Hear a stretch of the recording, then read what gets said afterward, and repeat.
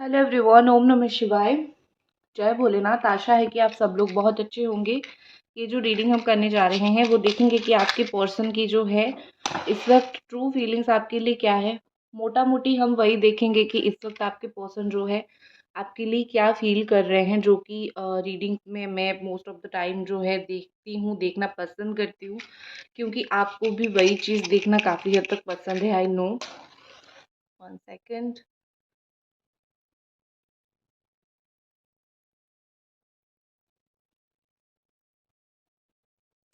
Okay.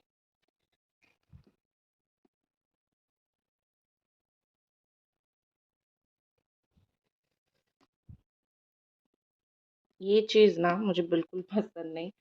ठीक है जी। तो मैं इसको ये करती हूँ। हाँ।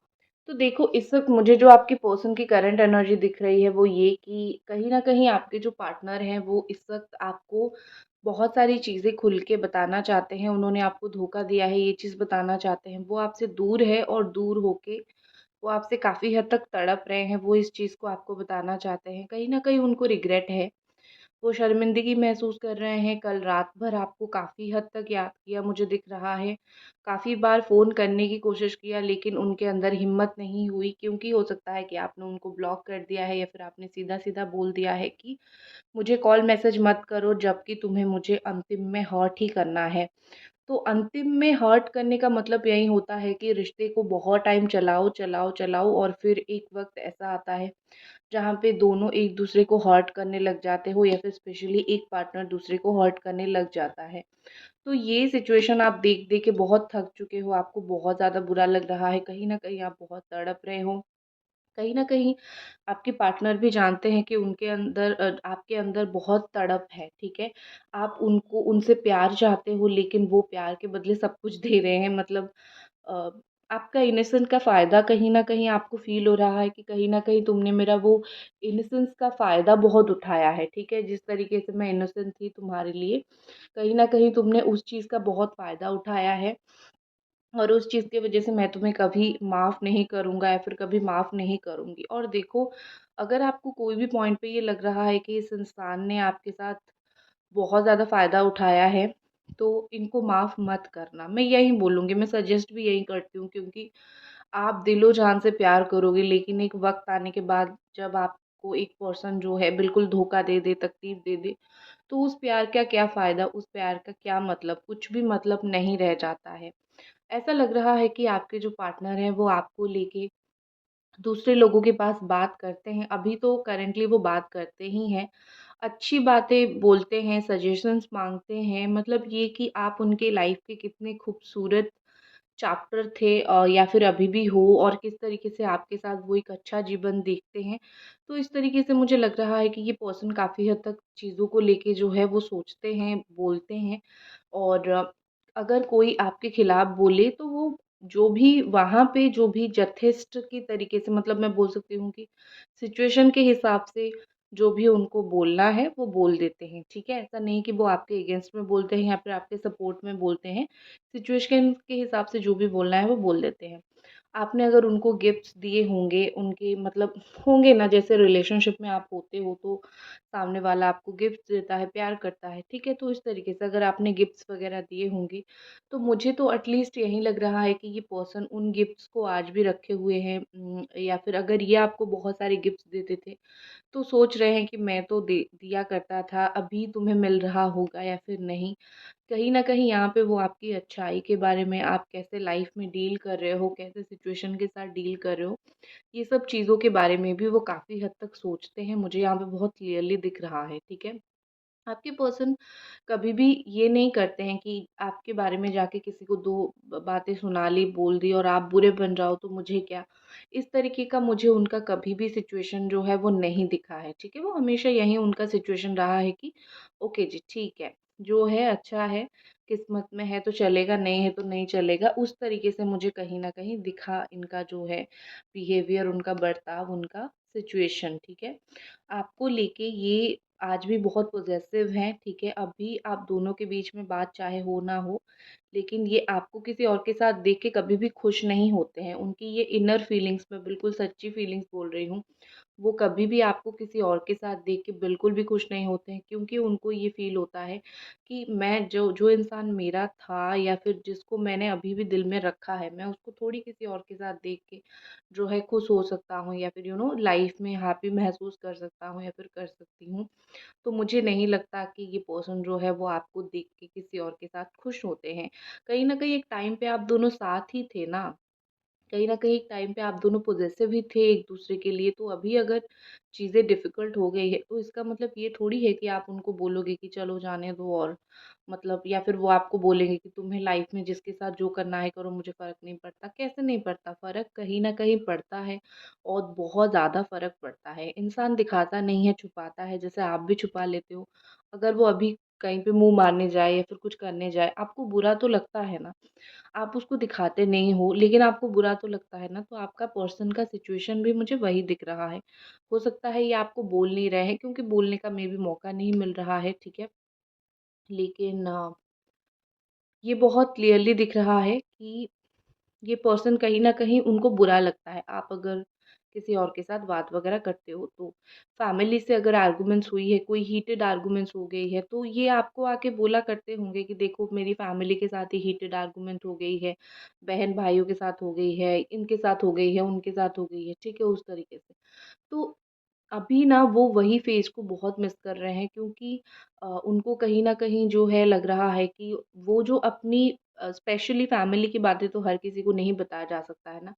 तो वो जो आपके साथ शेयर करते थे, जो उनकी फ़ीलिंग्स रहती थी कि आप सुनोगे, आप तो अपने ही हो, तो वो उस चीज़ को बहुत मिस करते हैं, क्योंकि अ, वो चाहे कोई भी बात किसी के साथ शेयर कर लें, इवन वो कोई नया पार्टनर के पास भी क्यों ना शिफ्ट हो जाए, लेकिन जो होता है ना कि जिसको पता है, जो अंडरस्टैंडिंग है, वो अंडरस्टैंडेबल पर्सन हमेशा वैसा ही रहता है, वो कभी भी चेंज नहीं होता है।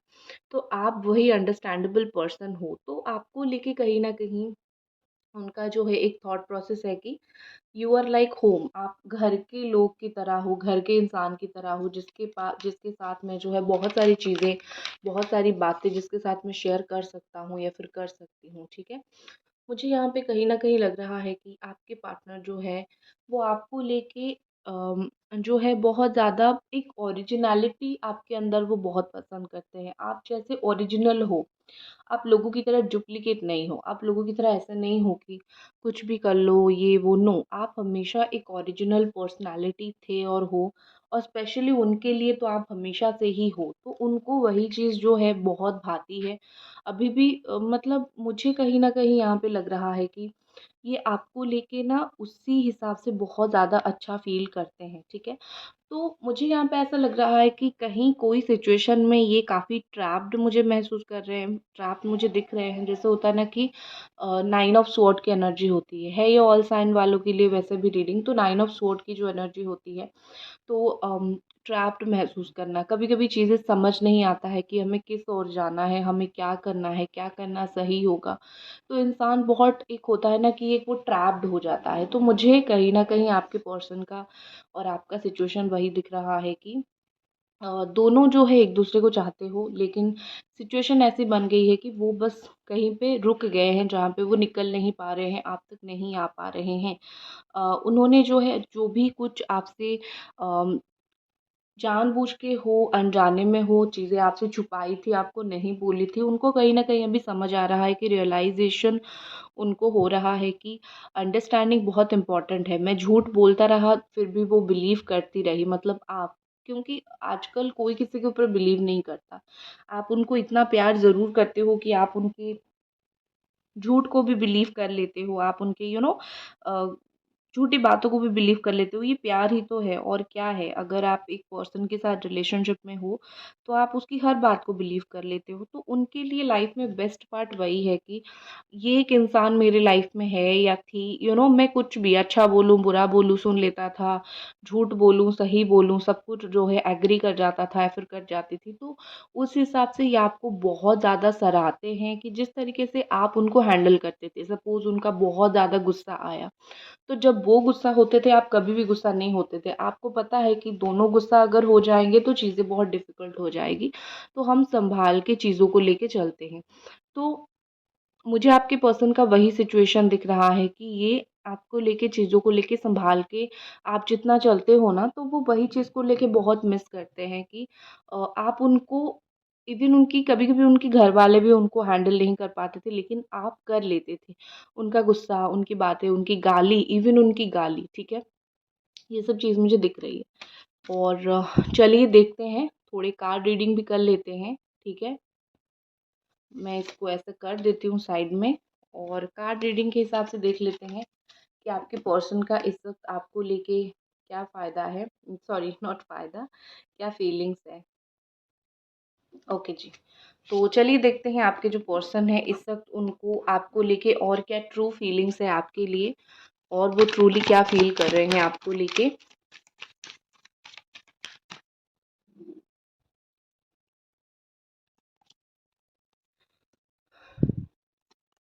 ओके।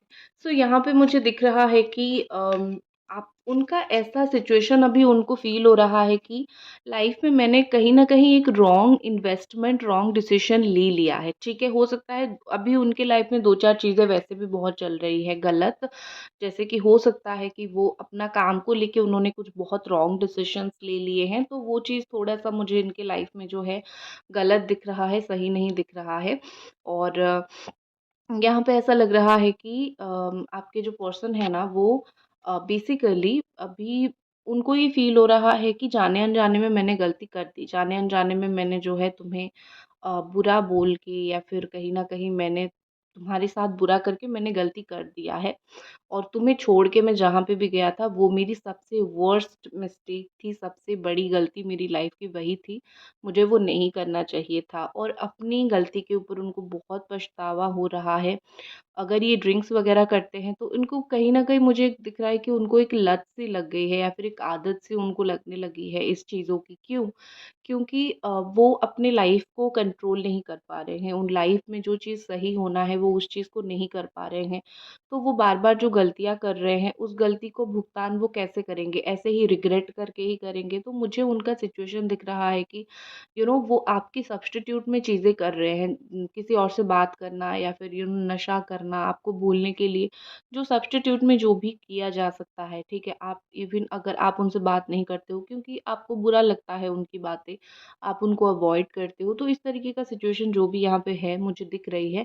तो आपकी सब्स्टिट्यूशन में वो जो भी कर रहे हैं चीज़ें लाइफ़ में गलत ही निकल रही है। उनके मुझे कोई भी चीज़ उनके लाइफ़ में सही निकलती हुई नहीं दिख रही है, अच्छी निकलती हुई नहीं दिख रही है। तो बिग नो उनके हिसाब से उन्होंने अपनी लाइफ़ में जो है काफ़ी गलत डिसीज़न लिया है और एक इंसान को जब फ़ील होने लगता है कि मैंने इसके साथ गलत किया, मेरा डिसीज़न बहुत गलत हो गया या फिर अ, मेरी वज़ह से ये सब चीज़ें बहुत गलत हो गई, अलग हो गई, तो उसको कहीं न कहीं एक डिप्रेशन महसूस होने लगता है क्योंकि उसको पता चलने लगता है कि मैं इस इंसान को ऑलरेडी खो रहा हूँ या फिर खो रही हूँ, ठीक है? तो वही चीज़ यहाँ पे मुझे दिख रही है, ठीक है?